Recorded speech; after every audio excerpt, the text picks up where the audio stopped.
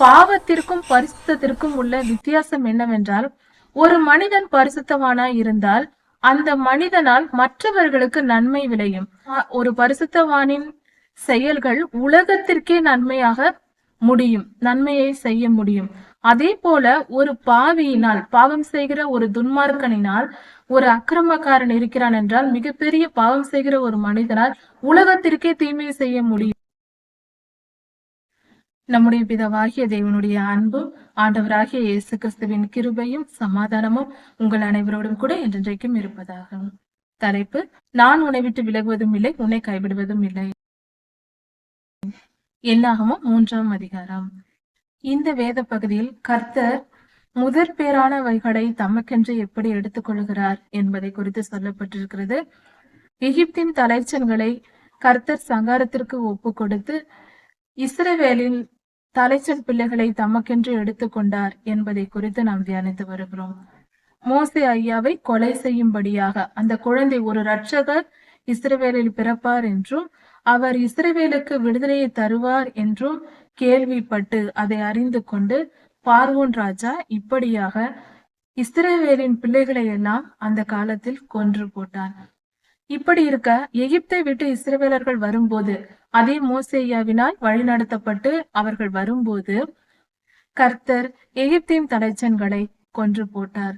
இந்த கால காரியங்களை பார்க்கும்போது அந்த காலத்தில் கர்த்தர் அப்படியே யார் யாரை மோசேயா பிறந்த போது கொன்றார்களோ அதே போல அங்கிருந்தவர்கள் கொல்லப்பட்டார்கள்.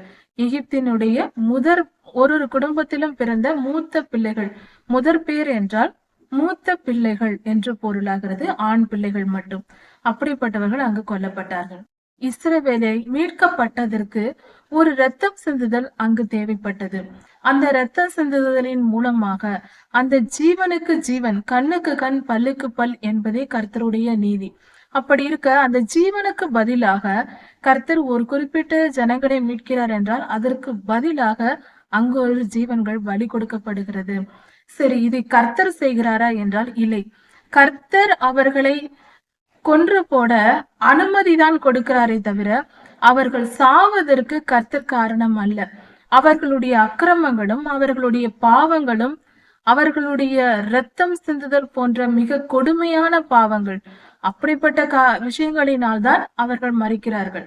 சரி, இது எப்படி நடக்கிறது என்று பார்த்தால், கர்த்தர் இரக்கம் உள்ளவராயிற்றே, அன்புள்ளவராயிற்றே, அவர் எப்படி சங்கரிப்பார், ஒருவரை கொல்ல, ஒரு பிள்ளைகளை கொல்ல அவர் எப்படி ஒப்பு கொடுப்பார் என்றால், ஒரு காரியம் தெரிந்து கொள்ள வேண்டும். பாவத்திற்கும் பொல்லாத ஆவிகளுக்கும் சம்பந்தம் உண்டு. ஒரு மனிதன் இச்சை கொண்டு பாவம் செய்கிறான் என்றால் அவன் இருதயத்தில் பாவ எண்ணம் இருக்கும் போது அதை சாத்தான் முதலில் தூண்டி விடுவான் வெளியில் இருந்து. அப்படி அவன் தூண்டிவிடப்பட்டு அந்த மனிதன் பொல்லாத ஆவிகளுக்கு செவி கொடுத்து பாவம் செய்ய தொடங்குவான். அது உச்சகட்டமாக வளர்ந்து போய்கொண்டே இருக்கும். அப்படி பாவம் வளர்ந்து போய்கொண்டே இருக்கும் போது, அது ஒரு நிலையை அடையும் போது கர்த்தர் அந்த பாவத்திற்கு ஏற்ற நீதியை அவர்களுக்கு வழங்கியாக வேண்டும். கர்த்தர் நீதி உள்ளவர், நீதியாய் இந்த பூமியை ஆளுகை செய்து வருகிறார். அப்படி இருக்கும் பொழுது ஒரு மனிதன் பாவம் செய்தால் ஒரு பாவத்தின் விளைவு மற்றவர்களை பாதிக்கும். பாவத்திற்கும் பரிசுத்தத்திற்கும் உள்ள வித்தியாசம் என்னவென்றால், ஒரு மனிதன் பரிசுத்தவானாய் இருந்தால் அந்த மனிதனால் மற்றவர்களுக்கு நன்மை விளையும். ஒரு பரிசுத்தவானின் செயல்கள் உலகத்திற்கே நன்மையாக முடியும், நன்மையை செய்ய முடியும். அதே போல ஒரு பாவியினால், பாவம் செய்கிற ஒரு துன்மார்க்கனினால், ஒரு அக்கிரமக்காரன் இருக்கிறான் என்றால், மிகப்பெரிய பாவம் செய்கிற ஒரு மனிதனால் உலகத்திற்கே தீமை செய்ய முடியும். என்றும் கூட இந்த தீவிரவாதிகள் அப்படிப்பட்டவர்களாக இருக்கிறார்கள். நாம் சொல்லுகிறோம், தீவிரவாதிகள் இதை செய்தார்கள், அதை செய்தார்கள், தீங்கு விளைவிக்கிறார்கள் என்பது தெரிந்த காரியமே. அதே போல ஒரே ஒரு உத்தமனான நோவாயாவின் மூலமாக இந்த உலகமே பாதுகாக்கப்பட்டது. உலகத்தில் உள்ள அத்தனை ஜீவன்களும் மனித இனமும் பாதுகாக்கப்பட்டது, அதுவும் ஒரே மனிதனால் தான். அதனாலதான் கர்த்தர் சொல்லுகிறார், உலகமே பாவம் செய்தாலும் நீ ஒருவனாவது உத்தமனாய் இருக்க வேண்டும் என்பதை நாம் புரிந்து கொள்ளவே நோவாயாவின் சரித்திரம் நமக்கு வேதத்தில் கொடுக்கப்பட்டிருக்கிறது. எல்லோரும் செய்கிறார்கள், நானும் செய்கிறேன் என்று போகக்கூடாது. நாம தான் இருக்க வேண்டும். தீமையை கற்றுக்கொள்ள கூடாது, பரிசுத்தத்தை கற்றுக்கொள்ள வேண்டும். பாவமான காரியங்கள் என்றால் அதை விட்டு ஓட வேண்டும், அப்படிப்பட்டவர்களை விட்டு விலகி வாழ்வதே சிறந்தது. அது நம் உறவினர்களாக கூட இருக்கலாம், நம் வீட்டில் இருப்பவர்களாக இருக்கலாம், நம் சொந்த இரத்தமாக கூட இருக்கலாம். விலகி ஓடுங்கள். இந்த பூமியில் தனி மனிதனாய் வருகிறோம், தனி மனிதனாய் செல்லுகிறோம். ஆனால் இவ்வுலக வாழ்க்கை என்பது உறவுகளை காட்டிக்கொண்டு பாவம் செய்து விடக்கூடாது. உறவுகளுக்கு முக்கியத்துவம் கொடுத்து கர்த்தரை பின்னாக வைத்து விடக்கூடாது. உறவுகளிடம் அன்பு செலுத்த வேண்டும், எல்லோரிடமும் அன்பு செலுத்த வேண்டும். அதில் எந்த மாற்று கருத்தும் இல்லை. ஆனால் அந்த அன்பு என்பது கர்த்தருக்கு செலுத்துகிற அன்பை விட மிஞ்சிவிடக்கூடாது. கர்த்தரை முதலிடத்தில் வைக்க வேண்டும், மனிதர்களை இரண்டாம் இடத்தில் வைக்க வேண்டும். அது பின்பாக தான். எல்லோரிடத்திலும் அன்பு செலுத்து என்றால் அவர்களும் பரலோகத்திற்கு வர வேண்டும் என்று அவர்களுக்காக ஊழியம் செய்வதை குறிக்கிறது. அவர்களும் நற்கிரியைகளை செய்யவும், நல்ல வழியில் நடக்கவும், நம்மாலான உதவிகளை செய்ய வேண்டும், வழி நடத்த வேண்டும். கேட்பார்கள் என்றால் கேட்டுக்கொள்ளட்டும். ஆனால் நாம் அவர்களோடு கலந்து கெட்டு போவதற்கு உறவுகளை பயன்படுத்திவிடக் கூடாது. உறவுகளாய் இருந்தாலும் எந்த சொந்த பந்தமாக இருக்கலாம்.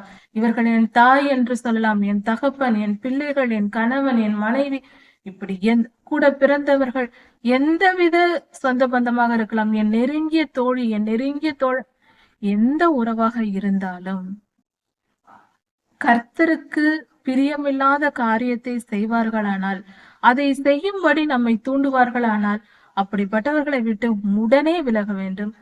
காலம் தாழ்த்தக்கூடாது, உடனே விலக வேண்டும். இல்லை என்றால் அது நம்முடைய வாழ்க்கைக்கு, நம்முடைய ஆத்துமா நரகத்திற்கு போவதற்கும் காரணமாகிவிடும். நம் உறவுகள் நாம் கெட்டு போக வேண்டும் என்று நினைக்க மாட்டார்கள். நம்முடைய நண்பர்கள் நாம் கெட்டு போக வேண்டும் என்று நினைக்க மாட்டார்கள். ஆனால் பொல்லாத ஆவி பிடிக்கப்பட்டதென்றால் அவர்களை அறியாமலே நமக்கு தீமைதான் செய்வார்கள். பொல்லாத ஆவியின் வழி நடத்தலில் துன்மார்க்கராய் பாவத்தில் வாழ்கிறவர்கள், எந்த பாவத்தில் வாழ்கிறவர்களும் நமக்கு நன்மை செய்துவிட முடியாது. அவர்களை சார்ந்து நாம் இருக்கக்கூடாது. பாவிகளுடைய வழியில் நில்லாதே. சங்கீதம் 1:1 சொல்லுகிறது, துன்மார்க்கருடைய ஆலோசனையில் நடவாதே, பாவியின் வழியில் நில்லாதே, பரியாசக்காரர் உட்காரும் இடத்தில் உட்காராதே என்று. இது அடுத்தவருக்கு சொல்லப்பட்டதல்ல. நம்முடைய வீட்டிலும் இப்படிப்பட்டவர்கள் இருக்கலாம், நம்முடைய குடும்பத்தில் இருக்கலாம், நாம் வேலை செய்யும் ஸ்தலங்களில் இருக்கலாம், நம் உடன் பிறந்தவர்கள் அப்படி இருக்கலாம். யாராக இருந்தாலும் இந்த 3 கட்டளைகளின்படி இந்த சட்டத்திட்டத்திற்குள் வந்தால் அப்படிப்பட்டவர்களை விட்டு விலகிவிட வேண்டும். ஐயோ, இது என் உறவாயிற்று, என் சொந்தமாயிற்று, என் நட்பாயிற்று என்றெல்லாம் சொல்லிக் கொண்டிருக்க கூடாது. அதனால் நாமும் சேர்ந்து அழிந்து விட வேண்டியதுதான். சாத்தான் அவர்களை பயன்படுத்தி நம்மையும் விழத்தள்ள பண்ணுவான்.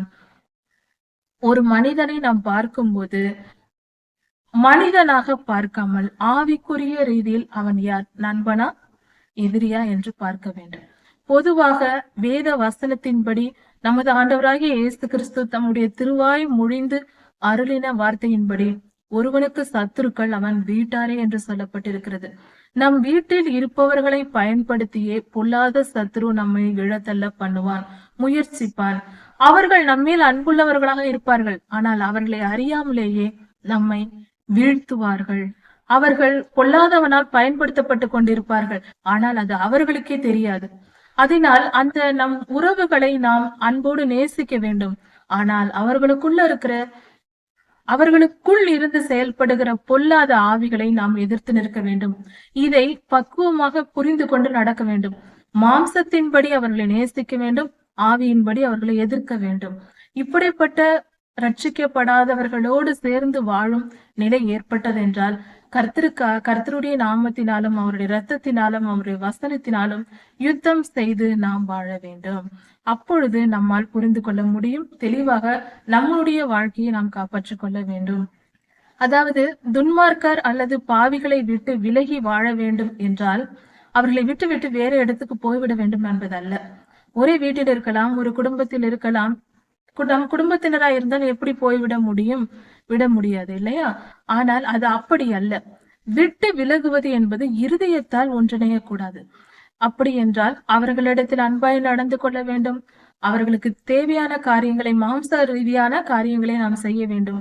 ஆனால் எப்பொழுதும் அவர்களுடைய ஆலோசனைகளை கேட்டு நாம் நடந்து விடக்கூடாது. கர்த்தருக்கு பிரியமானது எதுவோ அதை எல்லாம் அவர்கள் வெறுப்பார்கள். வேத வசனத்திற்கு எதிர்த்து நிற்பார்கள், ஜெபிப்பதற்கு எதிர்த்து நிற்பார்கள், ஆராதனை செய்வதற்கு எதிர்த்து நிற்பார்கள், ஆலயத்துக்கு செல்வதை எதிர்த்து நிற்பார்கள், கர்த்தருக்கு விரோதமான எல்லா காரியங்களையும் செயல்படுவார்கள். ஆனால் அவர்களுக்கே தெரியாது நாம் என்ன செய்கிறோம் என்று. அதனால் அவர்களை மன்னித்து, அவர்கள் செயல்களை மன்னித்து, ஆவிக்குரிய யுத்தம் செய்து அவர்களை விடுதலையாக்கி மாம்சத்தின்படி நாம் அவர்களை நேசித்து வாழ வேண்டும்.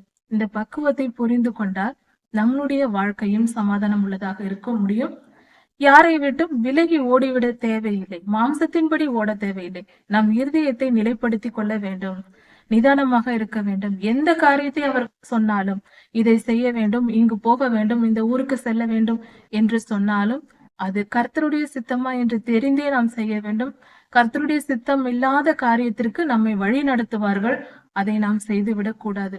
இதனால் நம் வாழ்க்கை பாதிக்கப்பட்டுவிடும். நாம் கர்த்தருக்கு விரோதமாக கர்த்தருக்கு கோபமூட்டுகிற செயலை செய்ய வேண்டி இருக்கும்.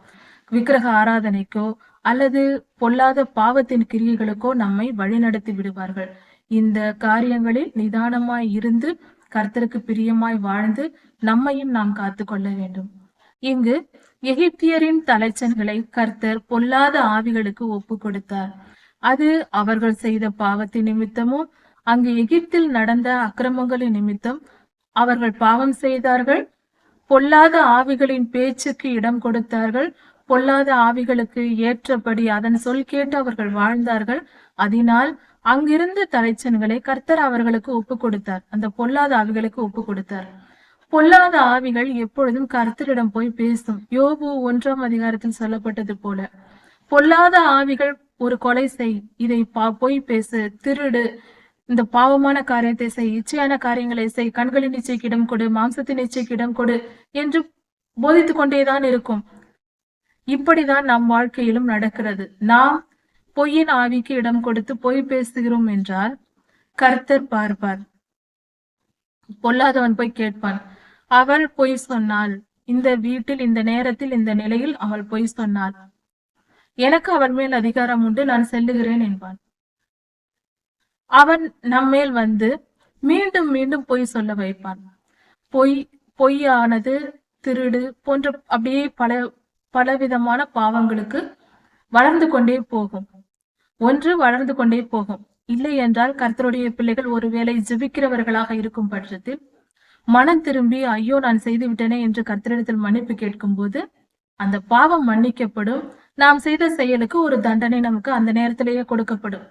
பின்பு இனி இந்த பாவத்தை செய்யக்கூடாது என்று மனம் திரும்புவோம். ஆனால் அந்த பாவத்தின் விளைவை நாம் சுமந்துதான் தீர வேண்டும். நம் ஆவியில் அந்த பாவம் மன்னிக்கப்படும். பரலோக ராஜ்யத்திற்கு செல்வதற்கு அது தடைப்படாது. ஏனென்றால் நாம் மனம் திரும்பி விட்டதால். மனம் திரும்பாவிட்டால் அது கணக்கு அப்படியே இருக்கும்.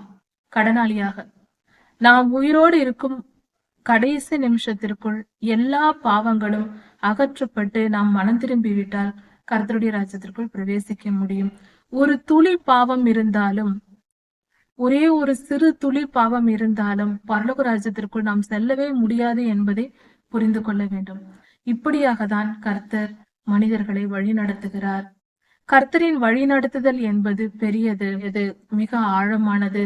இப்படிப்பட்ட வாழ்க்கையின் ரகசியங்களை புரிந்து கொண்டு நாம் கர்த்தருக்கு பிரியமாய் நடப்போம், கர்த்தருக்கு பயந்து நடப்போம். கர்த்தர் அன்புள்ளவர், அதே சமயத்தில் அவர் நீதியும் உள்ளவர். அவருடைய நீதிக்குள் தான் சகல காரியங்களும் அடங்கும். அவருடைய இரக்கம் கிருபை எல்லாம் நீதியை மிஞ்சி இருக்காது, நீதிக்குள் தான் அடங்கும். அப்படி இருக்க கர்த்தருடைய அன்பு மிகவும் பெரியது. அவர் அன்பை நாம் பெற வேண்டும் என்றால் நீதியின் பாதையில் நடப்போம், கர்த்தருக்கு பிரியமாய் நடப்போம். கர்த்தர் நமக்காக ஒரு விலை கொடுத்திருக்கிறார் என்பதை மறக்க வேண்டாம். கர்த்தர் நம் ஜீவனுக்கு பதிலாக இன்னொரு ஜீவனை பொல்லாத ஆவிகளுக்கு கொடுத்திருக்கிறார். பாவம் செய்த ஒரு மனிதனை சாத்தானிடத்தில் கொடுத்துவிட்டு நம்மை மீட்டு கொண்டிருக்கிறார். இப்படி இருக்க கர்த்தர் நம் ஆத்துமாவை காப்பாற்றி இருக்க நாம் அதை இழந்து போய்விடக் கூடாது. பொல்லாத நரகாக்கினைக்கு விட்டுவிடக் கூடாது. நாம் நம்மை பாதுகாத்து கொள்ள வேண்டும், பரிசுத்த வாழ்வை ஏற்றுக்கொள்ள வேண்டும். இப்படியாக கர்த்தருக்கு பிரியமாய் நடந்து, கர்த்தருக்கு பயந்து நடந்து, கர்த்தருக்கு கீழ்ப்படிந்து வாழ்ந்து, கர்த்தருக்கு பிரியமாய் வாழ்ந்து கர்த்தருடைய ராஜ்யத்தில் சேருவோம்.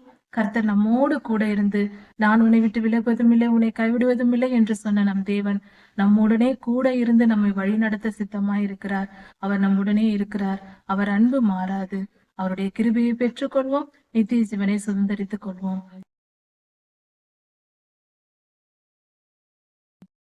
என்னாகமம் 4ஆம் அதிகாரம். இந்த வேத பகுதியை படிக்கும்போது நாம் கர்த்தரிடத்தில் எந்த அளவுக்கு பயபக்தியா இருக்க வேண்டும் என்பதை கற்றுக்கொள்ளலாம். இன்று கர்த்தருடைய பிள்ளைகளின் மத்தியில் கர்த்தரை குறித்தான பயம் என்பது மிக மிக குறைவாக உள்ளது. கர்த்தருக்கு பயப்படுகிற பயம் என்பதை குறித்து பிரசங்கிப்பதும் குறைவாக உள்ளது. அதை ஏற்றுக்கொள்வதும் குறைவாக உள்ளது. இதை நாம் மாற்றிக்கொள்ள வேண்டும். இது நம்முடைய இந்த காலகட்டத்திற்கு தேவையான ஒன்றாய் இருக்கிறது. கர்த்தரை குறித்தான பயம் மனதில் இருக்க வேண்டும். கர்த்தருக்கு பயப்படுகிற மனுஷன் கண்டிப்பாக ஆசீர்வதிக்கப்படுவான். இதை குறித்து பல வசனங்கள் இருக்கிறது. ஆனால் கர்த்தருக்கு பயப்படுகிற பயம் என்றால் என்ன என்றே தெரியாமல் மிக பெரும்பாலான மக்கள் இருக்கிறார். கர்த்தரை அறியாத மக்களிடம் இருக்கும் பயம் கூட கர்த்தரை ஏற்றுக்கொண்ட, கர்த்தரை விசுவாசிக்கிற கர்த்தருடைய பிள்ளைகளுக்கு சற்று குறைவாகவே இருக்கிறது. இன்னும் சொல்ல போனால் முற்றிலும் இல்லை என்று சொல்லும் அளவுக்கு மிக மிக குறைவாக இருக்கிறது. பயப்படுதல் வேண்டும். கர்த்தருக்கு பயப்பட வேண்டும். அவர் சர்வ வல்லமையுள்ள தேவன். அவர் நம்மை ஆளுகை செய்து கொண்டிருக்கிறார். அவர் நம்மை சிருஷ்டித்ததோடு முடிந்து விடவில்லை. நித்திய ஜீவனுக்குள் சேர்ப்பதுதான் அவருடைய வேலை என்று நாம் நினைத்துக் கொண்டிருக்க கூடாது. இன்னும் சொல்ல போனால் பலர் ஒரு ஏடிஎம் மிஷின் பணம் எப்பொழுது கேட்டாலும் கொடுப்பது போல கர்த்தரை ஆசீர்வாதம் கொடுக்கிற ஒரு மெஷினாக பார்க்கிறார்கள். தங்கள் வாழ்க்கையில் எல்லா முடிவுகளும் தானா எடுத்துவிட்டு கர்த்தரிடம் போய் சென்று என்னை ஆசீர்வதியும், நான் இந்த காரியத்தை செய்ய போகிறேன், என்னை ஆசீர்வதியும் என்று கேட்பது. இது கொஞ்சம் கூட நாம் அறிவுள்ள செயலாக இது இல்லை. அறிவுள்ள ஞானமுள்ள எந்த மனுஷனும் இப்படி செய்யவே கூடாது. ஒரு காரியத்தை நாம் முடிவு செய்துவிட்டு அதற்கு உதவி செய்யும் என்று கர்த்தரிடம் போய் எப்படி கேட்கலாம்? அது கர்த்தரை கனப்படுத்துகிற காரியமா? நம் வாழ்க்கையில் கர்த்தர் யார்? நமக்கு உதவியாளராக வைத்திருக்கிறோமா? அது தவறல்லவா? கர்த்தரை நாம் தெய்வமாக கொள்ள வேண்டும். அவர் நம்முடைய தெய்வம். அவரிடம் நாம் கேட்க வேண்டும். எந்த காரியத்தை செய்வதென்றாலும் அப்பா பிதாவே நாங்கள் என்ன செய்ய வேண்டும் என்று அவருடைய சமூகத்தில் நின்று கேட்க வேண்டும். அவரை கேட்டு அவருடைய ஆலோசனைகளை கேட்டு அதன்படி நாம் நடக்க வேண்டும். அப்படி செய்யும் போது அந்த காரியத்தை குறித்து தேவையான விஷயங்களை கர்த்தரிடம் கேட்கலாம். கர்த்தாவே, நீர் இந்த வேலைக்கு என்னை போக சொன்னீர், நான் இந்த வேலைக்கு போகிறேன். உம்முடைய சித்தப்படி நான் கீழ்ப்படிந்து நடக்கிறேன். எனக்கு இந்த வேலை ஸ்தலத்தில் இந்தந்த பிரச்சனைகள் வருகிறது, இதை எனக்கு நிவர்த்தி செய்துவிடும் என்று கர்த்தரிடத்தில் கேட்கலாம். அல்லது நமக்கு ஏதாவது தேவை என்றால் அதை குறித்து கர்த்தரிடத்தில் கேட்கலாம். அதில் தவறில்லை. நம் வாழ்க்கையில் எல்லா முடிவுகளையும் நாம் எடுத்துவிட்டு கர்த்தாவே எனக்கு இந்த காரியத்தை நான் செய்ய போகிறேன், எனக்கு உதவி செய்யும் என்று இன்ஃபர்மேஷன் கொடுக்க கூடாது. ஒரு செய்தி கொடுப்பது போல ஒரு எந்தவித கனமும் கர்த்தருக்கு கொடுக்காமல் எனக்கு இது வேண்டும் அது வேண்டும் என்று கேட்பதற்கு மட்டுமே அவரை வைத்துக் கொள்ளக்கூடாது. அவர் கொடுக்கிற தெய்வம் தான். ஆனால் கொடுக்கிறது மட்டுமே அவருக்கு வேலையாக நாம் நினைத்துக் கொள்ளக்கூடாது.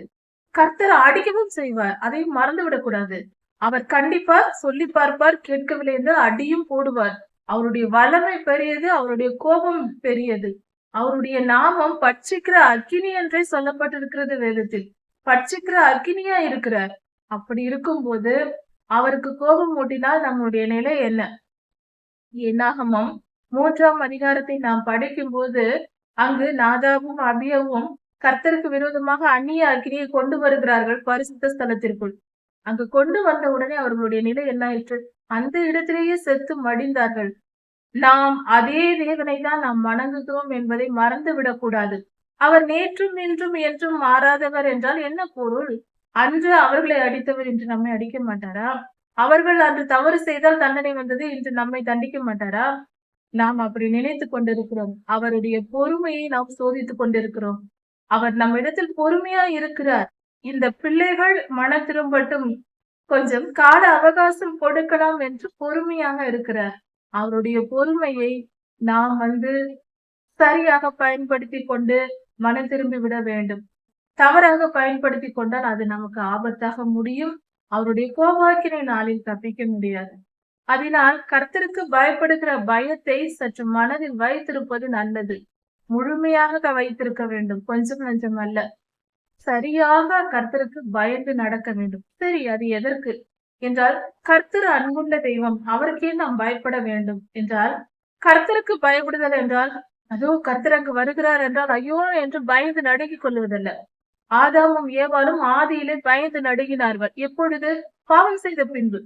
பாவத்திற்கு முன்பு நீங்கள் தினமும் கர்த்தரோடு பேசுவதும் பழகுவதும் விளையாடுவதுமாக சந்தோஷமாக இருந்தார்கள். பாவத்திற்கு பின்பே, பாவம் செய்த பின்பு கர்த்தர் வருகிறார் என்றதும் ஓடி ஒளிந்து கொண்டார்கள். அதே போல பாவம் செய்வதற்கு தான் நாம் பயப்பட வேண்டும். நாம் கர்த்தரிடத்தில் ஜெபிப்பதற்கு போய் பயப்படக்கூடாது. வேதம் வாசிப்பதற்கு ஐயோ கர்த்தர் என்ன சொல்லுவாரோ அப்படி அல்ல. அந்த பயம் அல்ல. பயம் என்பது நாம் கர்த்தருக்கு பிரியமில்லாத காரியத்தை செய்தால் கர்த்தர் கோபம் அடைவார் என்ற பயம் நமக்குள் வர வேண்டும். அதுதான் கர்த்தருக்கு பயப்படுகிற பயம். அப்படி நாம் பயந்து மனம் திரும்பி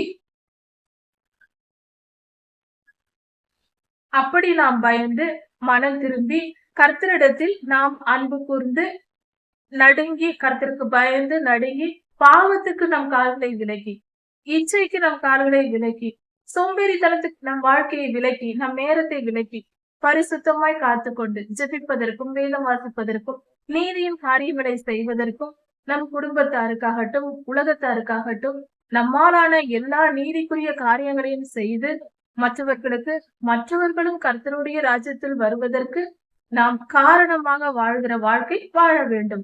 ஏனென்றால் கர்த்தருக்கு பயப்படுகிற பயம், கர்த்தருக்கு அதுதான் பிடிக்கும். அதுதான் நான் அப்படி வாழ்வேன். இல்லை என்றால் கர்த்தர் என்னை அடித்து விடுவார்.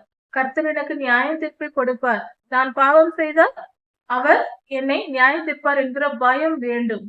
என்னாகமம் 4ஆம் அதிகாரத்தில் கோகாத்தின் வம்சத்தார் தான் அந்த ஆசரிப்பு கூடார பனிமுட்டுகளை சுமக்க வேண்டும். ஆனால் அந்த இடத்தை வாசித்து பார்க்கும்போது என்னாகமம் 4ஆம் அதிகாரம் 20ஆம் வசனத்தில் சொல்லப்பட்டிருக்கிறது. கர்த்தர் சொல்லி இருக்கிறார், அவரே சொல்லுகிறார், கோகாத்தின் புத்திரர் அவர்கள் தான் அதை சுமக்க வேண்டும். அவர்கள் சாகாதபடிக்கு ஆரோனும் அவருடைய புத்திரர்களும் அதை மூடும் வரைக்கும் அவர்கள் பார்க்க கூட கூடாது. பரிசுத்த பனிமுட்டுகளை பார்க்க கூட கூடாது. பார்த்தால் செத்து விடுவார்கள். தொடும்போது செத்து விடக்கூடாது. அதனால் அவர்களை எச்சரிக்கையா இருக்க சொல். ஆரோன் ஐயாவும் அவருடைய புத்திரர்களும், ஏனென்றால் இவர்கள் ஆசாரியர்கள், அவர்கள் கர்த்தருக்கால் அபிஷேகம் பண்ணப்பட்டவர்கள். அவர்கள்தான் அந்த ஆசரிப்பு கூடார பனிமுட்டுகளை எல்லாம் பராமரித்து பரிசுத்தமாக இந்த துணிகளை போட்டு மூடி வைக்கும் போது, மூடிய பின்பு கோகாத்தின் வம்சத்தார் வந்து அதை சுமந்து கொண்டு ஒரு இடத்திலிருந்து இன்னொரு இடத்திற்கு போக வேண்டும். அந்த புனிதமான பணி அவர்களுக்கு கொடுக்கப்பட்டிருந்தது. ஆனால் அதை அவர்கள் பார்த்து விடக் கூடாது என்றும் கர்த்தர் சொல்லி இருக்கிறார். ஒரு காரியத்தை நாம் கவனிக்க வேண்டும். அந்த ஆசரிப்பு கூடார பனிமூட்டுகளை சுமந்து கொண்டு போகிறவர்கள் கோகாத்தின் வம்சத்தார். அதன் பொருள்களை பார்க்க வேண்டும் என்று இவர்கள் ஆசைப்படுவார்கள் அல்லவா? நாம் தான் சுமந்து கொண்டு போகிறோம், அதில் என்ன இருக்கிறது, எப்படி இருக்கிறது என்று பார்க்க ஒரு ஆசை வரலாம் அல்லவா? அதனால்தான் அதை பார்க்க கூட அவர்கள் கூடாது என்று கர்த்தர் சொல்லுகிறார். இது எப்படிப்பட்ட ஒரு பரிசுத்தமான காரியம்! பார்த்தாலே செத்து விடுவார்களாம். இதை சொன்னது கர்த்தர். கர்த்தர் அடித்து கொன்று விடுவார் என்று. கர்த்தரை நாம் அன்புள்ளவர் என்று சொல்லுகிறோம். ஆனால் அவருடைய பரிசுத்தத்தையும் நீதியையும் மறந்து போகிறோம். ஒரு சுபாவத்தை மட்டும் புரிந்து கொண்டு மற்ற சுபாவங்களை புரிந்து கொள்ளாமல் இருக்கக்கூடாது. அது சரியான வழி நடத்துதலாய் நமக்கு இருக்காது. நம்மளுடைய வாழ்க்கையில் அதை சரியாக புரிந்து கொள்ளாவிட்டால் நம்மால் வாழ்க்கையில் நித்தியத்திற்கேற்ற பரிசுத்தத்தை அடைய முடியாது. பரிசுத்தமாய் நாம் வாழ வேண்டியது மிக மிக முக்கியம். கர்த்தர் அதை விரும்புகிறார். அப்படி நாம் பரிசுத்தமாய் இருந்தால்தான் கர்த்தருக்கு முன்பாக நாம் செல்ல முடியும். அந்த பனிமுட்டுகளை சுமக்கிறவர்கள் பரிசுத்தமாய் இருக்க வேண்டும் என்பது தேவ சித்தமாய் இருக்கிறது. அந்த பரிசுத்தத்தை தவறினால் அவர்கள் இறந்து விடுவார்கள். இது எதற்கு இந்த வேத பகுதி நமக்கு தேவை என்றால், இன்றைய காலகட்டத்தில் கர்த்தருடைய ஊழியத்தை செய்கிறவர்கள், கர்த்தருடைய காணிக்கைகளை பயன்படுத்துகிறவர்கள், கர்த்தருக்கு பிரியமான காரியங்களை செய்கிற எல்லோரும் இந்த பயபக்தியை புரிந்து கொள்ள வேண்டும். ஏன் சாதாரண விசுவாசியாக இருந்தால் கூட முதற் பலன் காணிக்கையையும் தசம பாகத்தையும் நாம் செலுத்த வேண்டும். அதை செலுத்தாமல் நாம் எடுத்து அதை சுதந்திரித்துக் கொள்ளும் போது அதை செய்யாதபடியினால் நம்மளுக்கு நோய் நொடிகள் வரும், மருத்துவ செலவு வரும். அதனால் நம்முடைய பண இழப்பு நேரிடும். அதாவது அந்த காலத்தில் மிருகங்களை கர்த்தருக்கு பலி கொடுத்தார்கள். ஆடு, மாடு போன்ற மிருகங்களை பலி கொடுத்தார்கள். அந்த மிருகத்தை பலி கொடுக்கும் போது ஒரு ஆடு என்று வைத்துக் கொண்டால் அந்த ஆட்டின் 10% அதில் கொழுப்பு இருக்குமாம். அந்த கொழுப்பை கர்த்தர் பலிபீடத்தில் தகனித்து விட வேண்டும். ஆசாரியர்கள் அதை எடுத்துக்கொள்ளக் கூடாது என்று கர்த்தர் சொல்லி இருக்கிறார். ஏனென்றால் அந்த கொழுப்பு என்பது சாதாரணமாக இன்றைய மருத்துவர்கள் சொல்லக்கூடிய காரியம்தான். அந்த கொழுப்பு உடலுக்கு நல்லதல்ல. மனிதனுக்கு கொழுப்பு சத்து அதிகமாகும் போது இருதயத்தில் நோய் நொடிகளை கொண்டு வரும், சரீரத்தில் பலவீனங்களை கொண்டு வரும் என்று இன்று நாம் அறிவியல் பூர்வமாக படித்து நாம் தெரிந்து கொண்டிருக்கிறோம். இதே போல நம்முடைய வருமானத்திலெல்லாம் 10% கர்த்தருக்கு கொடுத்து விட வேண்டும் என்று சொல்லியிருக்கிறார். ஏன் இதை சொன்னார் என்றால், நாம் எந்த தொழிலை செய்தாலும், நாம் எந்த விதத்தில் உழைத்தாலும் அதில் ஒரு வருமானம் வருகிறது. விவசாயமாக இருந்தாலும் கூட அதை செய்யும் போது நம்முடைய செயலால், நம்முடைய வேலை நிமித்தம், நம்முடைய வளமான வாழ்க்கைக்காகவும் நாம் உழைக்கிற உழைப்பில் ஏதாவது பரிசுத்த குறைச்சல் கொஞ்சம் நெஞ்சம் இருக்கும். ஏதாவது தவறுகள் இருக்கும். நம்முடைய செயல்களால் பலர் பாதிக்கப்பட்டிருப்பார்கள். அவர்கள் பாதிக்கப்பட்டதினால் அவர்களுடைய பாவம் நமக்கு சாபமாக வந்து சேரும்.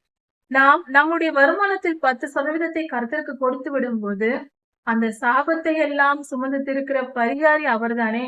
நம்முடைய பாவங்கள் எல்லாம் அதில் கர்த்தருக்கு சென்று விடும். கர்த்தரிடத்தில் நாம் கொடுத்து விடுவதனால் மனம் அறிந்து செய்கிறதல்ல, நம்மை அறியாமல் நமக்கே தெரியாத பாவங்கள் அந்த 10% சென்றுவிடும். அப்படி நாம் கர்த்தருக்கு கொடுத்து விடும் போது அந்த பணம் அங்கு சென்று விடுவதனால் மிச்சம் இருக்கிற 90% நமக்கு பரிசுத்தமானதாக இருக்கும். அனாவசிய செலவு வராது. சரீர ஆரோக்கியத்துடனும் பலத்துடனும் நாம் வாழ்வோம். இதை செய்து பார்த்தால் அதன் பலனை புரிந்து கொள்ளலாம். நாம் தசமபாகம் கொடுப்பது நமக்கு பிரியமான ஊழியத்தை கர்த்தர் நமக்கு எங்கு கொடுக்க சொல்லுகிறாரோ அங்கு கொடுக்கலாம். ஒரு பிரியமான ஊழியத்தை நமக்கு கொடுத்திருந்தால் அந்த ஊழியத்திற்கு கொடுக்கலாம். அல்லது தேவாலயத்தில் கர்த்தருக்கு திருச்சபையில் நாம் தசமபாகத்தை செலுத்தலாம். முதற்பலன் காணிக்கையை செலுத்தலாம். மேலும் தாராளமாக அதிகமாக கொடுக்க முயற்சிக்கலாம். காணிக்கை பணத்தை கொடுக்கலாம். இப்படியாக கர்த்தர் நம் மனதை எங்கு இருக்கிறாரோ, எந்த ஊழியத்தின் நிமித்தம் நாம் பரிசுத்தம் அடைகிறோமோ, ஆசீர்வதிக்கப்படுகிறோமோ, எந்த திருச்சபையில் நாம் வளர்க்கப்படுகிறோமோ அந்த இடத்தில் நாம் அந்த காணிக்கையையும் தசமபாகத்தையும் கொடுக்கலாம். ஆனால் நாம் எதை கொடுத்தாலும் பாஸ்டருக்கு கொடுக்கிறேன், ஊழியக்காரருக்கு கொடுக்கிறேன் என்று சொல்லிக் கொண்டோ நினைக்கவோ நம்ம கூடாது. நாம் கர்த்தருக்கு கொடுக்கிறோம், கர்த்தருக்கு கொடுத்து விட்டோம், அவ்வளவுதான் இருக்கிறோம். கர்த்தரே நம்மை ஆசீர்வதிப்பார். அதையும் புரிந்து நடந்து கொள்ள வேண்டும். இப்படியாக பயபக்தியோடு இருக்க வேண்டும். நாம் பயபக்தியோடு கர்த்தருக்கு பயந்து நம்மளுடைய வேலையை நாம் சரியாக செய்யும் போது எப்படி கோகாத் புத்திரர் பரிசுத்தமானதில் பத்திரமாக இருக்க வேண்டுமோ அதே போல நாமும் தசமபாகத்தையும் நம் சொந்த பிரயோஜனத்துக்கு எடுத்து பயன்படுத்தி விடக்கூடாது. காணிக்கை பணத்தை முதற் பலன் காணிக்கையையும் நாம் எடுத்து பயன்படுத்தி விடக் கூடாது. இல்லை, 50,000 என்றால் தசமபாகத்தில் 5,000-மும் முதற் பலன் காணிக்கையாக நாம் மனம் விரும்பியபடி நம் மனதில் தாராளமாக நாம் செலுத்த வேண்டும். இதுதான் கர்த்தருக்கு பிரியமான வழி. இப்படி கர்த்தருடைய காரியத்தை நாம் தொடாமல் கர்த்தருக்குரியதை நாம் செலுத்திவிட்டு மிச்சமுள்ள பணத்தை நாம் பயன்படுத்தும் போது கர்த்தரால் ஆசீர்வதிக்கப்படுவோம். கர்த்தருடைய ஆசீர்வாதத்தை நாம் பெற்றுக் கொள்வோம். கர்த்தரை நாம் தெய்வமாக கொண்டிருக்க வேண்டுமே தவிர கர்த்தரை நாம் உதவியாளராக ஆக்கக்கூடாது. அப்படிப்பட்ட மனநிலையில் நாம் நடக்கக்கூடாது. எந்த காரியத்தையும் கர்த்தரிடம் கேட்டு செய்ய வேண்டும். நாம் வேலையை முடிவு பண்ணி கொண்டு கர்த்தரிடம் உதவி கேட்கக்கூடாது என்பதை உணர்ந்திருக்க வேண்டும். சரியாக புரிந்து கொள்வோம். என்னாகமம் 5ஆம் அதிகாரம். இந்த வேத பகுதியில் பரிசுத்தமாய் வாழ்வது எப்படி, அதன் பொருளை கற்றுக்கொள்வோம். கர்த்தர் குஷ்டரோகிகளையும் சில வியாதிகள் தோல் வியாதிகள் இருப்பவர்களையும் பாளையத்துக்கு வெளியே நிறுத்துங்கள் என்று இஸ்ரவேலரின் வனாந்திர பயணத்தில் அவர்களுக்கு சொன்னார். அதன் பொருள் என்ன? அதாவது அந்த காலத்தில் குஷ்டரோகம் என்பது எல்லா காலத்திலும் சரி, குஷ்டரோகம் என்பது பொல்லாத ஆவிகள் ஒரு மனிதனை தாக்குவதினால் துன்புறுத்துவதினால் வருகிற வியாதி. அதாவது பொல்லாத ஆவிகள் கொடுக்கிற வியாதிதான் இது. இது கர்த்தருடைய கோபத்தின் நிமித்தமும் மனிதர்கள் செய்த பாவத்தின் நிமித்தம் நியாய தீர்ப்பாக அந்த வியாதி வருகிறது. பொதுவாக மனிதர்களுக்கு வியாதி வருகிறது என்றால் இதற்கு வேதத்தில் பல ஆதாரங்கள் உண்டு. பாவமே பெரும்பாலும் காரணமாக இருக்கிறது. பாவமும் சாபமும் மனிதனுக்கு நோய்களை கொண்டு வருகிறது. 39 விதமான நோய்கள் உலகத்தில் உண்டு. பொதுவாக 39 விதமான நோய்கள் உண்டு. அதனால்தான் நமது ஆண்டவராகிய இயேசு கிறிஸ்துவே நம்முடைய நோய்களை தீர்க்கும்படியாக 39 சவுக்கடிகளை பெற்றார் என்று வேதத்தில் சொல்லப்பட்டிருக்கிறது. அதுதான் 39 சவுக்கடிக்கு காரணம். நம் நோய்களை எல்லாம் அவர் சுமந்தார் என்று வேத வாக்கியம் நிறைவேறத்தக்கதாக கர்த்தர் அப்படி அத்தனை அடிகளை பெற்றுக் கொண்டார் நம்மை குணமாக்கும்படியாக. அதனால்தான் கர்த்தரால் குணமாக்க முடியாத வியாதியே எதுவும் கிடையாது. ஏனென்றால் நம்முடைய நோய்களை எல்லாம் அவர் சுமந்து கொண்டதினால் நாம் அவரை விசுவாசிக்கும் போது அதிலிருந்து நாம் விடுதலையை பெற்றுக் கொள்கிறோம். கர்த்தருடைய மேலான அன்பு இது. அப்படிப்பட்ட அன்பு நம்ம எல்லாம் விடுதலையாக்கும்படியாக அன்று அவர் அத்தனை சவுக்கடிகளையும் சதைகள் பிற்கப்படும் அளவுக்கு சதை சுக்குநூறாக சிதறி கீழே விழும் அளவுக்கு அந்த சவுக்குகளில் பின்னப்பட்டிருந்த முட்கள் இருந்தன, இரும்பு பொருள்கள் இருந்தன. அதால் தான் கர்த்தர் அடி வாங்கினார். அந்த 39 சவுக்கடிகளும் நம்முடைய 39 விதமான நோய்களை தீர்ப்பதற்காக கர்த்தர் அத்தனை கஷ்டங்களையும் சுமந்து கொண்டார். இப்படியாக நம்முடைய நோய்களை சுமந்தார். நோய்கள் எப்படி வருகிறது? அதற்கு காரணம் என்ன? மனிதனுடைய பாவங்களும் அவன் பெற்றிருக்கிற சாபமுமே காரணம். ஆதியிலே ஆதாமும் ஏவாளும் பாவம் செய்வதற்கு முன்பாக அவர்கள் நன்றாக இருந்தார்கள். பாவம் செய்த பின்பே அவர்கள் சரீரத்தில் மரணம் என்பது வந்தது. அப்படி என்றால் அந்த சரீரத்தின் பாதிப்புகள், அதாவது ஆதியிலே கர்த்தர் படைத்த மனித சரீரம் என்பது, ஆதாம் ஏவாளுக்கு படைத்த சரீரம் என்பது ஒரு பலவீனமோ இளமை முதுமை போன்ற எந்த மாற்றமும் வராத ஒரு பிக்சடாக ஒரு போட்டோவை போல அப்படியே இருக்கும். அதில் மாற்றம் வராது.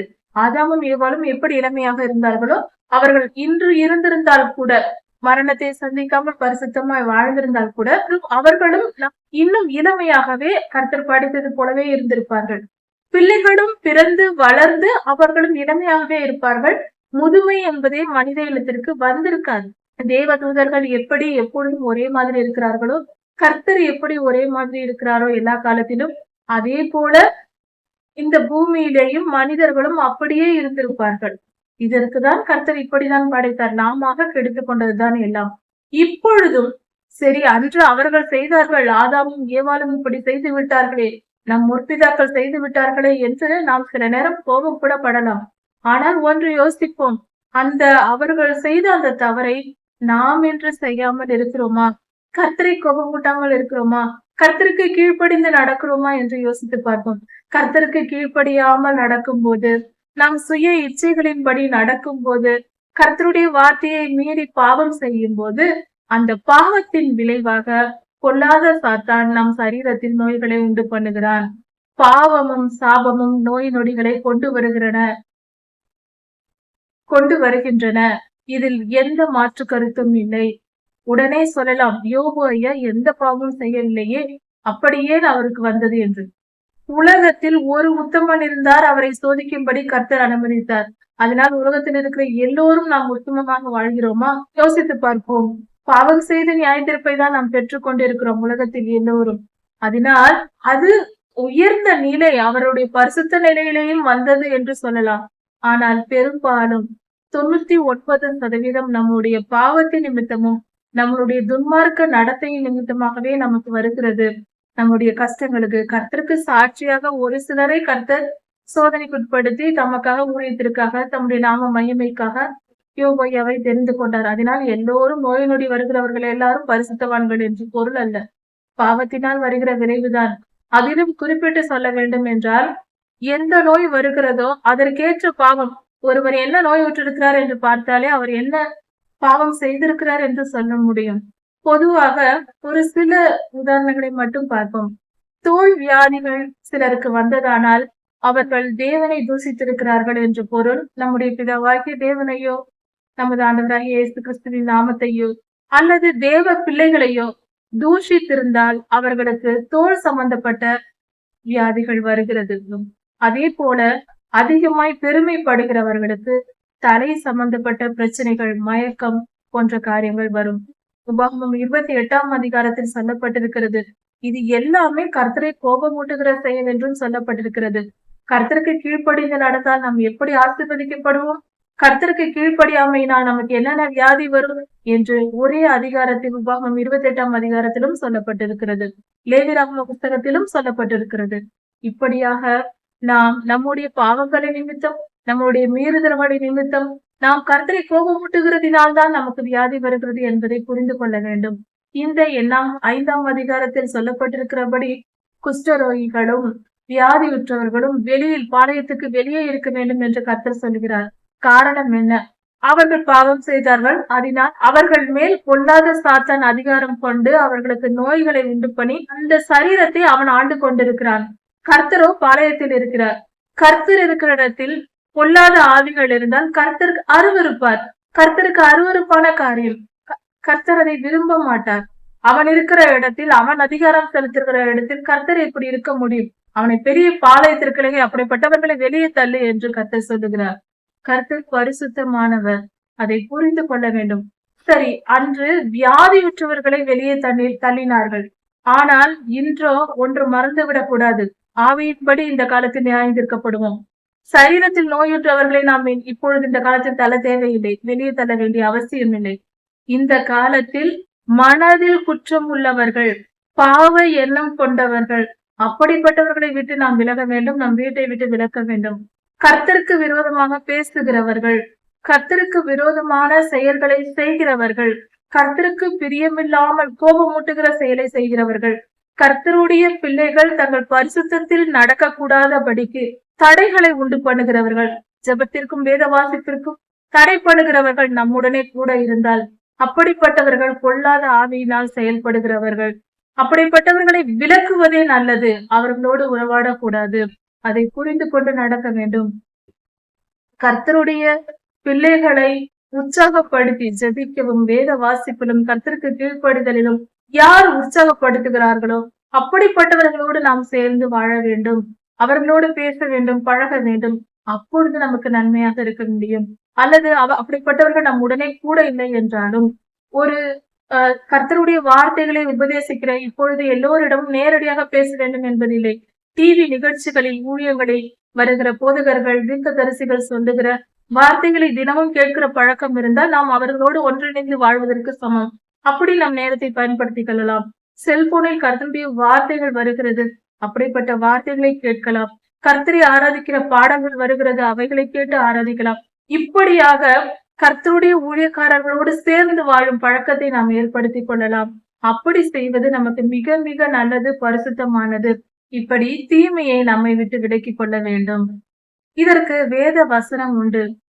சங்கீதம் 1ஆம் அதிகாரத்தை நம் இருதயத்தில் பதித்து வைத்துக் கொண்டு தினமும் இதை பின்பற்றினாலே மிக பரிசுத்தமான வாழ்க்கை வாழலாம். 3 காரியங்கள் மிக தெளிவாக சொல்லப்பட்டிருக்கிறது. துன்மார்க்கருடைய ஆலோசனையில் நடவாமலும், பாவிகளுடைய வழியில் நில்லாமலும், பரியாசக்காரன் உட்காரும் இடத்தில் உட்காராமலும். இப்படி நாம் செய்யாமல் அவர்களை விட்டு விலக வேண்டும். இரவும் பகலும் கர்த்தருடைய வேதத்தில் தியானமா இருக்கிற மனுஷன் பாக்கியவான் என்று சொல்லப்பட்டிருக்கிறது. ஒவ்வொரு மனிதனுக்கும் தனக்கென்று ஒரு வேலை உண்டு. படிக்கிற பிள்ளைகளுக்கு படிப்பு, வேலை செய்கிறவர்களுக்கு வேலை, பெண்கள் வீட்டில் வேலை செய்கிறவர்களாக இருந்தால் வீட்டில் வேலை, வெளியில் வேலை என்று எல்லோருக்கும் பொறுப்புகள் இருக்கிறது. அதையெல்லாம் செய்து முடித்து ஓய்வெடுத்து தூங்கி இருக்கிற மிச்ச நேரம் கொஞ்ச நேரம்தான். அந்த நேரத்தை கர்த்தருடைய சன்னதியில் செலவழித்தால் மற்ற மனிதர்களோடு அரட்டை அடித்து பொழுது போக்குவதற்கு நேரம் இல்லை. எப்பொழுதும் நாம் பிஸியான ஒரு நிலையை வைத்துக் கொள்வது நமக்கு நல்லது.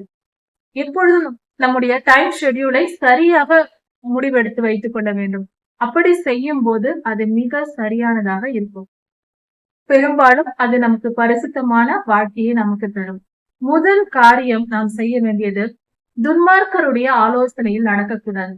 ஒருவர் நமக்கு ஆலோசனை சொல்லுகிறார் என்றால் அவர்கள் பரிசுத்த ஆவியினால் நிரப்பப்பட்டவர்களா என்று யார் என்று தெரிந்து வைத்துக் கொள்ள வேண்டும். யார் அப்படிப்பட்டவர்கள் என்று தெரிந்து வைத்துக் கொண்டு நமக்கு எது தேவை என்றால் அப்படிப்பட்டவர்களுடைய ஆலோசனையை கேட்க வேண்டும். பாவிகளுடைய வழியில் நில்லாதே. இச்சையோடு இருக்கிறார், பாவம் செய்கிறார் என்று தெளிவாக நமக்கு தெரிந்து விட்டதானால் அவர்கள் பாவிகள், பாவம் செய்கிறார்கள் விக்கிரக ஆராதனைக்காரரா இருக்கிறார்கள், விபச்சாரக்காரரா இருக்கிறார்கள், விக்கிரகங்களுக்கு படத்தை புசிக்கிறார்கள். இப்படிப்பட்ட ஆஹ் பாவமான காரியங்களுக்கு இடம் கொடுக்கிறார்கள், கண்களின் இச்சைக்கு இடம் கொடுக்கிறார்கள், மாம்சத்தின் இச்சைக்கு இடம் கொடுக்கிறார்கள், பெருமை பேசுகிறார்கள், சுயநலமாய் இருக்கிறார்கள் என்று தெரிந்தால் அப்படிப்பட்டவர்களை விட்டு விலகுவது நல்லது. அவர்களோடு கலந்திருக்கும் போது நாமும் அப்படிப்பட்ட பாவங்களில் விழுவதற்கும் வாய்ப்புண்டு. அதனால் கர்த்தருடைய கோபத்திற்கு ஆளாவதற்கு வழி உண்டு. அதனால் நம்மை நாம் காத்துக் கொள்ளும்படியாக பாவிகளுடைய வழியில் நில்லாதே, அவர்களோடு சேராதே என்று மட்டும் கர்த்தர் சொல்லவில்லை. அப்படிப்பட்டவர்கள் போகிற பாதையில் கூட நீ நிற்காதே என்று கர்த்தர் சொல்லுகிறார் என்றால் அது எவ்வளவு ஆபத்தானது என்று புரிந்து கொள்ள வேண்டும். இப்படிப்பட்ட பாவங்கள் செய்கிறவர்கள் யாராக இருந்தாலும் அவர்களை விட்டு விலகி விடுவது நல்லது. அவர்கள் நடந்து செல்கிறார் என்றால் அந்த வழியில் நிற்கக்கூடாது. நின்றால் கூட அவர்கள் பாவத்தில் நமக்கு பங்கு உண்டு பண்ணி விடுவார்கள், ஏதாவது வித்தை பண்ணுவார்கள். அதனால்தான் கர்த்தர் அப்படி சொல்லுகிறார். பரியாசக்காரர் உட்காரும் இடத்தில் உட்காராது. பரியாசக்காரர் என்றால் கர்த்தருடைய பிள்ளைகளையும் கர்த்தரையும் விரோதிக்கிறவர்கள், தேவ தூஷணம் சொல்லுகிறவர்கள், வேத வசனத்தை கேவலமாக பேசுகிறவர்கள், கர்த்தரை நம்பாதே என்று சொல்லுகிறவர்கள், பரிசுத்த ஆவியானவருக்கு விரோதமான பேச்சுகளை பேசுகிறவர்கள் தான் பரியாசக்காரர். கர்த்தரை பரியாசம் பண்ணுகிறவர்கள், கர்த்தருடைய பிள்ளைகளை பரியாசம் பண்ணுகிறவர்கள் தான் பரியாசக்காரர். ஊழியக்காரர்களை குற்றப்படுத்துகிறவர்கள் எல்லாம் பரியாசக்காரர் என்ற அந்த லிஸ்டில் தான் வருவார்கள். இப்படி பரியாசக்காரர் உட்காரும் இடத்தில் உட்காரது. ஒரு சிலர் ஊழியர்களை குறை சொல்லி குற்றம் சொல்லி வீடியோக்கள் சோசியல் மீடியாவில் போடுகிறார்கள். அப்படிப்பட்ட செய்திகளை உட்கார்ந்து கேட்பதே பரியாசக்காரர் உட்காரும் இடத்தில் உட்காருவது. இப்படிப்பட்ட நிகழ்ச்சிகளை நாம் பார்த்தால் அந்த செய்திகளை கேட்கும் போது நமக்கும் அப்படிப்பட்ட பாதிப்புகள் உண்டாவதற்கு வாய்ப்புண்டு. அப்படிப்பட்ட செய்திகளை கேட்பதை முதலில் நிறுத்த வேண்டும். அப்படிப்பட்ட வீடியோக்களை நாம் பார்க்க கூடாது. அவர்களுடைய ஒரு ஊழியக்காரர் குற்றம் செய்தால் அவருடைய அதிகாரியான கர்த்தரே நியாயம் தீர்ப்பார். அவரே எல்லாவற்றையும் பார்த்து கொள்வார்.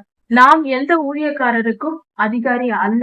அதனால் இப்படிப்பட்ட காரியங்களை புரிந்து கொண்டு நம் வேலை என்ன, நம்மை நாம் பரிசுத்தப்படுத்திக் கொண்டு கர்த்தர் நம்ம கிட்ட கட்டளையை நாம் செய்வதில் கவனமா இருக்க வேண்டுமே தவிர மற்றவர்கள் என்ன செய்கிறார்கள் என்று ஆராய்ந்து கொண்டிருப்பது ஒழுங்கற்ற செயல். இப்படி ஒழுக்கமில்லாத காரியங்களில் நாம் ஈடுபடக்கூடாது. இப்படியாக கர்த்தர் நம்மை பரிசுத்த பாதையில் வழி நடத்துகிறார். பரிசுத்தமானவர்களை சந்தித்து பரிசுத்தமானவர்களின் வார்த்தைகளை கேட்டு வீடியோக்களை பார்த்து டிவி நிகழ்ச்சிகளை பார்த்து கர்த்தருடைய வார்த்தைகளை நல்ல பரிசுத்தமானதை தெரிந்து கொண்டு அப்படிப்பட்டவர்களோடு தினமும் நம் நேரத்தை செலவழிக்கும் போது நாமும் பரிசுத்தம் அடையலாம். கர்த்தர் பரிசுத்த ஆவியானவர் நம்மோடு இருப்பார், நம்மை வழி நடத்துவதற்கும் ஏதுவாக இருக்கும். அதனால் இப்படிப்பட்ட காரியங்களை நாம் புரிந்து கொண்டு செயல்படுவோம். என்னாகமம் 5ஆம் அதிகாரம். இந்த வேத பகுதியில் கர்த்தர் நம்மை விட்டு விலகாமலும் நம்மை கைவிடாமலும் இருக்கிறார். அவர் பரிசுத்தமாய் நம்மை வாழ சொல்லுகிறார். தேவன் பரிசுத்தர், அதனால் நாமும் பரிசுத்தமாய் இருக்க வேண்டும் என்பதே கர்த்தருடைய சித்தமாய் இருக்கிறது. அப்படி நாம் பரிசுத்தமாய் வாழ வேண்டும் என்றால் அதற்கு கர்த்தருடைய கட்டளைகளை நாம் தெரிந்து கொண்டு புரிந்து கொண்டு கர்த்தருடைய கட்டளைகளை ஏற்றுக்கொண்டு மனதார கடைபிடித்து கீழ்ப்படிந்து வாழ வேண்டும். அப்படி செய்யும் போது அது கர்த்தருக்கு பிரியமானதாக இருக்கும். இந்த வேத பகுதியில் கர்த்தர் ஒரு பெண் எப்படி வாழ வேண்டும் என்று சொல்லிக் கொடுத்திருக்கிறார். கற்பு நெறி தவறாத வாழ்க்கை என்பது எவ்வளவு முக்கியம் என்பதை கர்த்தர் இந்த இடத்தில் வெளிப்படுத்தியிருக்கிறார். பெண்களாக இருந்தாலும் ஆண்களாக இருந்தாலும் கற்பு நெறி தவறக்கூடாது. பெண்கள் தங்கள் கற்பை காத்து கொள்ள வேண்டும். பொதுவாக இந்த காலத்தில் மீடியாக்கள் அதிகமாக சிறு பிள்ளைகள் பார்க்கிறார்கள். அப்படி இருக்கும்போது தவறான உபதேசங்கள் அதில் வரும்போது அதை அவர்கள் சரியென்று ஒப்புக்கொண்டு அதுவே வாழ்க்கை என்று வாழ ஆரம்பித்து விடுகிறார்கள். ஒரு காரியத்தை நாம் யோசித்து பார்க்க வேண்டும். பிள்ளைகளுக்கு தவறான போதனைகள் இப்படிப்பட்ட மீடியாக்களில் வருகிறது என்றால் நாமெல்லாம் என்ன செய்து கொண்டிருக்கிறோம்? நாம் நல்ல விஷயங்களை நாம் போதிக்காததினால்தான் சிறு பிள்ளைகள் தவறான உபதேசங்களை கேட்டு கெட்டு போகிறார்கள். ஒவ்வொரு பெற்றோர்களும் தங்கள் வீடுகளில் 12 வயது உள்ள சிறு பிள்ளைகள் 12 வயது அடையும் போது அவர்களுக்கு தேவையான ஒழுக்கமான கட்டளைகளை நாம் சொல்லிக் கொடுத்தால் அந்த பிள்ளைகள் தவறான பாதையில் செல்வதற்கு வாய்ப்பே இல்லை. சிறு வயதிலேயே மீடியாக்கள் வந்து போதிக்கும் முன்பதாகவே அவைகள் புரிய வைப்பதற்கு முன்பாகவே நாம் பரிசுத்தத்தை புரிய வைத்து விட வேண்டும் அல்லவா? 12 வயது அடைந்த எந்த பிள்ளைகளுக்கும் பரிசுத்தமான வாழ்க்கை என்ன, கற்பு நெறியுள்ள வாழ்க்கை என்ன என்று பெரியவர்கள் போதிக்க வேண்டும். பொதுவாக இதை ஆசிரியர்கள் செய்யலாம். ஆசிரியர்கள் என்பவர்கள் சமுதாயத்தில் மிக உயர்ந்த ஒரு புனிதமான பணியை செய்கிறவர்கள். அந்த காலத்தில் பெற்றோர்கள் தான் எல்லா விஷயங்களையும் பிள்ளைகளுக்கு கற்றுக் கொடுத்தார்கள். இன்றோ அதிக நேரம் பிள்ளைகள் ஆசிரியர்களிடம் இருக்கிறார்கள். அதனால் ஆசிரிய பணி செய்கிற அனைவருக்கும் இதை வேண்டுகோளாகவே வைக்கிறேன். அவர்கள் கர்த்தருடைய பரிசுத்தமான வாழ்க்கையை 12 வயது உள்ள பிள்ளைகளுக்கு கற்பு நெறி தவறியாத 12 வயது அடைந்த பிள்ளைகளுக்கு கற்பு நெறி தவறாத பரிசுத்தமான வாழ்க்கை என்பது என்ன என்பதை போதித்து வழிநடத்திவிட்டால் அதை சுலபமாக அவர்கள் புரிந்து கொள்வார்கள். வருகிற சமுதாயம், அடுத்த சமுதாயம் பரிசுத்தமான சமுதாயமாக இருக்கும். ஒழுக்கமுள்ள கற்பு நெறி தவறாத வாழ்க்கை வாழ இந்த சமுதாயத்தையே காப்பாற்றக்கூடிய ஒரு பெரும் பங்காக, மிகப்பெரிய ஊழியமாக இந்த செயல் இருக்கும். ஆசிரியர்கள் இதை போதிக்கலாம் அல்லது பெற்றோர்களும் இதை செய்யலாம். அது மட்டுமல்லாமல் பெற்றோர்களும் இதை செய்யலாம்.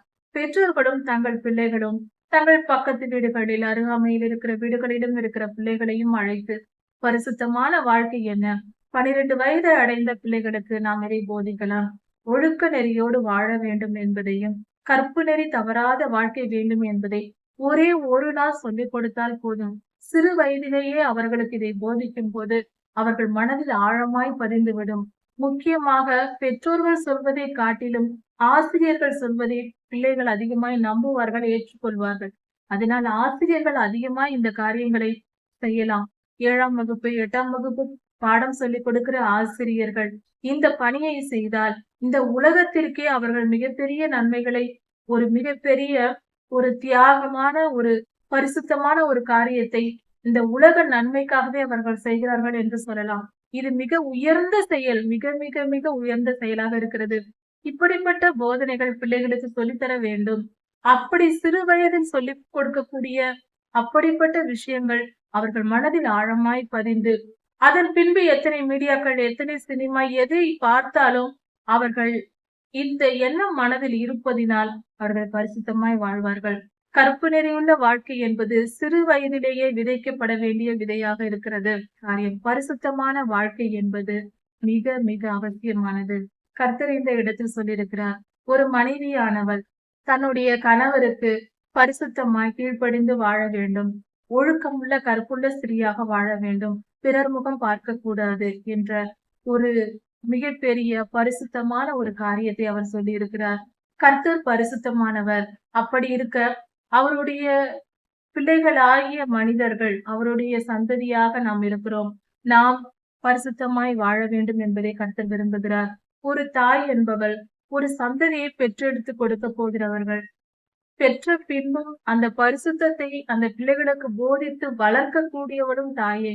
அப்படி இருக்கும்போது தான் வயிற்றில் பரிசுத்தமாய் பெற்றெடுத்து பரிசுத்தமான ஒரு பிள்ளையை வளர்த்து போதித்து வளர்த்து நடத்துகிற மிகப்பெரிய பொறுப்பு பெண்களுக்கு உண்டு. அப்படி இருக்கிற அந்த பிள்ளைகள் அப்படி பெண்ணாக வளர்ந்து சமுதாயத்திற்கு ஒரு நல்ல மனிதனை உருவாக்குவதற்கு கர்த்தருடைய சிருஷ்டிப்பில் பெரும் பங்கு வகிப்பது பெண்களே. ஒரு ஒரு ஆணோ பெண்ணோ வளர்ந்து பெரியவர்கள் ஆவதற்கு அவர்களுடைய பரிசுத்தம் மிக மிக முக்கியமாய் இருக்கிறது. கர்த்தர் பெண்ணிடத்தில் சிருஷ்டிப்பில் ஒரு பெரும் பங்கை கொடுத்திருக்கிறார். அதனால் பெண்கள் பரிசுத்தமாய் வாழ வேண்டியதும், பரிசுத்தத்தை அறிந்து போதித்து நடத்த வேண்டியதும் மிக அவசியமாய் இருக்கிறது. அதனால் இதை புரிந்து கொண்டு கற்பு நெறியுள்ள வாழ்க்கை எல்லோரும் வாழ வேண்டும். கற்பு நெறி இல்லாத வாழ்க்கையை கனவிலும் நினைக்க கூடாது. அது மிகப்பெரிய பாவமாய் இருக்கிறது. கர்த்தர் எந்த பாவமும் மனிதனுக்கு புறம்பாக இருக்கிறது, விபச்சார பாவமோ அவன் தன்னையே அழித்துக் கொள்கிறான் என்று சொல்லி இருக்கிறார். அப்படி இருக்க இப்படிப்பட்ட பாவிகள் எரி நரகத்தில் மிகப்பெரிய ஆக்கினை அடைவார்கள் என்று சொல்லப்பட்டிருக்கிறது வேதத்தில். வெளிப்படுத்தல் 21ஆம் அதிகாரத்தில் சொல்லப்பட்டிருக்கிறது. இப்படி இருக்க நாம் விபச்சார பாவத்திற்கு விலகி ஓட வேண்டும். இப்படியாக விபச்சார பாவத்திற்கு விலகி ஓட வேண்டும். எந்தவித ஒருவேளை பெண்கள் பரிசுத்தமாய் கற்பு நெறியோடு வாழ்ந்திருக்கும் போது ஒருவேளை கணவர் சந்தேகப்பட்டு தவறாக நினைத்து கொண்டு எரிச்சலின் ஆவி அந்த மனிதனை பிடிப்பதினால் பெண்ணை தன்னுடைய மனைவியை கொடுமைப்படுத்த நினைத்தாள். அப்படி கொடுமைப்படுத்தினால், சந்தேகப்பட்டு தவறாக பேசி கொடுமைப்படுத்தினால், கஷ்டப்படுத்தினால், அப்படிப்பட்டவர்களுக்கு என்ன செய்ய வேண்டும் என்று அந்த காலத்தில் கட்டளை கர்த்தர் கொடுத்திருந்தார். அவர்கள் தேவாலயத்திற்கு தன் மனைவியை அழைத்து சென்று சில அங்கிருக்கிற சில முறைமைகளை செய்ய சொல்லி தண்ணீரை எடுத்து கொடுத்து குடிக்க வைத்து கசப்பான நீரை குடிக்க வைப்பார்கள். இப்படியெல்லாம் செய்யும் போது அந்த பெண் குற்றம் உள்ளவளாய் இருந்தால் அந்த பெண்ணுக்கு வியாதி வரும் என்றும், அந்த பெண் பரிசுத்தமானவளாய் இருக்கும் போது அவள் பரிசுத்தமானவளாக ஆரோக்கியமானவளாக எந்த தீங்கும் நேரிடாது என்றும் அங்கு சொல்லப்பட்டிருக்கிறது. சரி, இந்த காலத்தில் இப்படிப்பட்ட ஒரு சூழ்நிலை பெண்களுக்கு வந்தால் என்ன செய்வது? ஒரு திருமணமான பெண் பரிசுத்தமாய் வாழ்ந்து கொண்டிருக்கும் போது கணவர் எந்தவித ஒரு காரணமும் இல்லாமல் சந்தேகப்படுகிறார், தவறாக நினைக்கிறார் என்றால் என்ன செய்வது? அந்த பெண்கள் கண்டிப்பாக கர்த்தருடைய சமூகத்தில் காத்திருப்பதை தவிர வேறு வழி இல்லை. ஏனென்றால் கர்த்தரிடத்தில் நாம் முழு நம்பிக்கையோடு இருக்கும்போது, விசுவாசித்திருக்கும் போது கர்த்தர் நிச்சயம் நமக்கு நன்மையானதை செய்வார். ஒரு காரியத்தை மறந்துவிடக் கூடாது. வீண் பழியை நம்மேல் சுமத்தினால், வீணாக நம்மை தூஷித்தால், ஒரு குற்றமும் நாம் செய்யாமல் இருக்கும் போது எந்த ஒரு குற்றத்தை சுமத்தி நம்மை அவதூறாக பேசுகிறார்கள் என்றால் அவர்கள் கண்டிப்பாக பொல்லாத ஆவியினால் ஏகப்பட்டே செய்கிறார்கள். அப்படிப்பட்டவர்கள் பரிசுத்தமானவர்கள் அல்ல என்பதே உண்மை.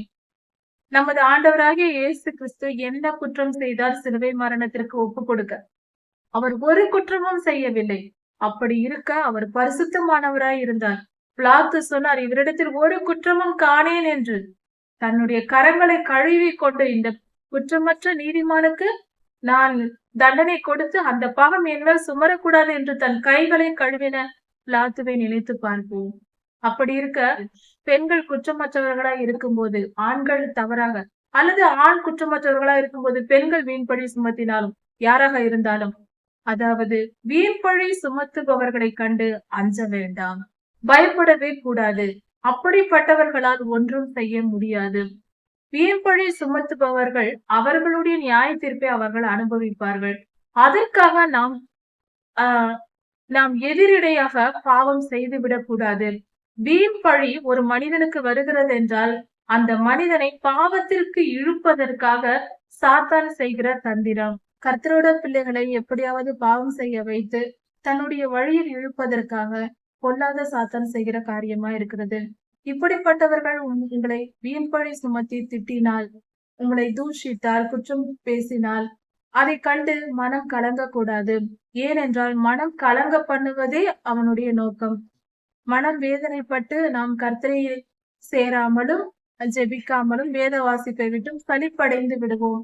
பின்பு அந்த இடம் கிடைக்கும் போது, ஜெபிக்காமல் இருக்கும் போது தேவ பிரசன்னம் குறையும். அந்த நேரத்தில் சாத்தான் நம்மில் நுழைந்து பாவம் செய்ய தூண்டுவான். இதுவே அவனுடைய திட்டமாய் இருக்கிறது. இதை புரிந்து கொண்டு நாம் செயல்பட வேண்டும். உடனே கோபப்படாமல் நம்முடைய அன்பை அவர்களுக்கு வெளிப்படுத்த வேண்டும். நம்முடைய அன்பை கணவருக்கு வெளிப்படுத்த வேண்டும், மனைவிக்கு வெளிப்படுத்த வேண்டும். பரிசுத்தமான வாழ்க்கையை குறித்து பேச வேண்டும். எல்லாவற்றிற்கும் மேலாக கர்த்தருடைய சமூகத்தில் நாம் இதை குறித்து ஜெபிக்க வேண்டும். இப்படிப்பட்ட பொல்லாத ஆவிகளிடமிருந்து எங்கள் குடும்பத்தை விடுவியும் ஆண்டவரே என்று குடும்பத்திற்காக நாம் ஜெபிக்க வேண்டும். பொதுவாக இந்த ஜெபம் நாம் எப்பொழுதும் செய்து கொண்டிருந்தாலே இப்படிப்பட்ட காரியங்கள் வராது. ஏற்கனவே இப்படிப்பட்ட பிரச்சனைகள் இருக்குமானால் நாம் ஜெபிப்பதே மிக மிக நல்லது. அதுவே ஒரே சரியான வழியா இருக்கும். ஆனால் கர்த்தர் ஒரு வார்த்தை சொல்லியிருக்கிறார், மறக்கவே வேண்டியதில்லை. நாம் கருப்பு நெறியுள்ள பெண் தன் கணவனை ஆதாயப்படுத்திக் கொள்ளுவாள் என்று. ரட்சிக்கப்படாத பாவம் செய்கிற ஒரு மனிதனை திருமணம் செய்திருந்தாலும் அந்த பெண் தன் கற்புள்ள நெறியோடு வாழ்கிற வாழ்க்கையானது தன் கணவரை மீட்டு கொடுக்கும் என்று வேதம் சொல்லி இருக்கிறது. கர்த்தருடைய வார்த்தை சொல்லியிருக்கிறது. வானமும் பூமியும் ஒழிந்து போகும், ஆனால் கர்த்தருடைய வார்த்தைகளோ ஒருபோதும் ஒழியாது.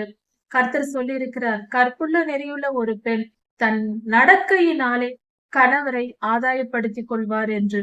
அதனால் பொறுமையோடு எத்தனை கொடுமைப்படுத்தினாலும் நாம் அவர்களிடம் அன்புர்ந்து கணவரிடத்தில் கீழ்ப்படிந்து நடந்து மனைவியினிடத்தில் அன்பாக நடந்து, சந்தேகப்பட்டாலும் தவறாக நினைத்தாலும் அதை பொருட்படுத்தாமல் அன்பு செலுத்துவதில் குறைபாடு வைக்கக்கூடாது. அன்பாக நடந்து கொள்ள வேண்டும். கர்த்தரிடத்தில் ஜெபிக்க வேண்டும். அப்படிப்பட்ட துன்ப நிலை மாறும். சமாதானமும் சந்தோஷமும் கண்டிப்பாக நடக்கும். இப்படிப்பட்ட சூழ்நிலைகள் வந்ததற்காக கவலைப்படாமல் இதன் முடிவு மங்களகரமாக இருக்கும். பயப்பட வேண்டாம். கர்த்தர் பெரிய காரியங்களை செய்வதற்காக தான் அமைதியாக பொறுத்திருப்பார். நம்மளுடைய பரிசுத்தம் வெளிப்படும் இந்த காரியத்தில்.